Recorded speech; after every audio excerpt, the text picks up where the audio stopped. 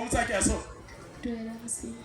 omusinda yeka oyawukana n'omusajja oyo ng'omwagala kufaanirira ebuba naye n'owulira nga byali kukukola tobiikiriza okufumbirayo oba asaali bakuluseyo nga abo kimuka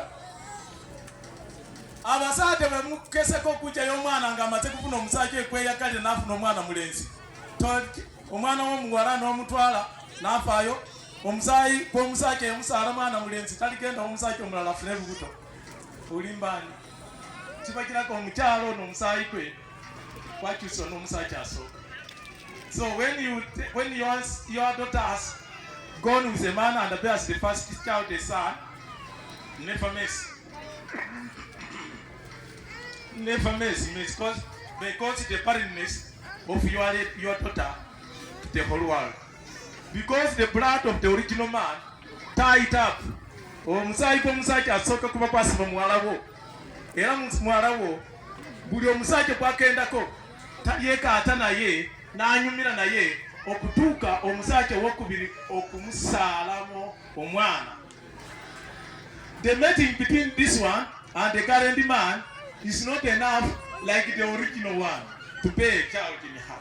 Can some sense theological science again now? You see, when a woman feels the highest desire to the man when they are in a relationship, that is already a child.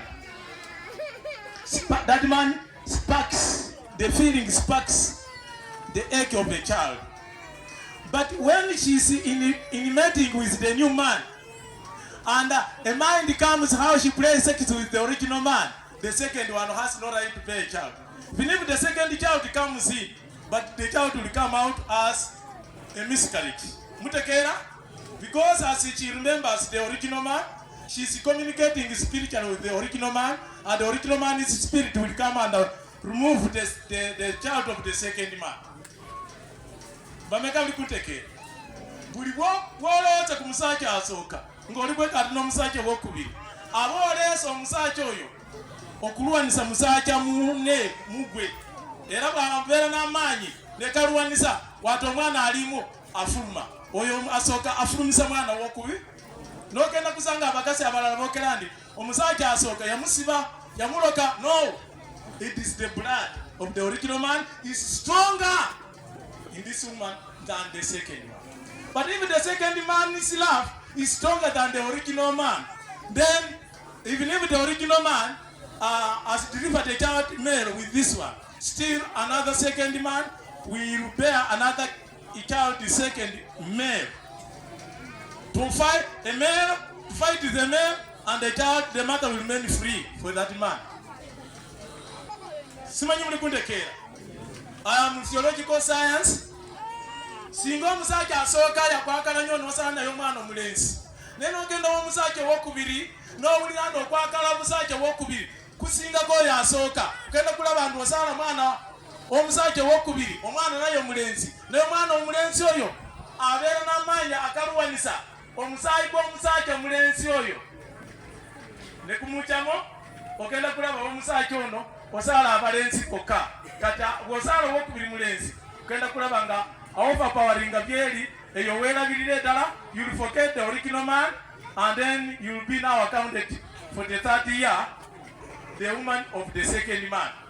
So that means you'll find this woman is ever bearing children, a child every year. Omwana wo omusajja w'okubiri bw'okendayo ogenda kulaba bw'otuuka buli mu myezi esatu kola bwati buli mu myezi meka lubuto lubeerako.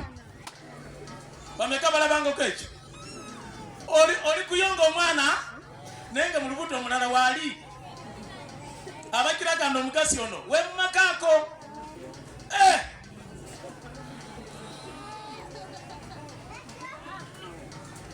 Abakirabako bali bameka.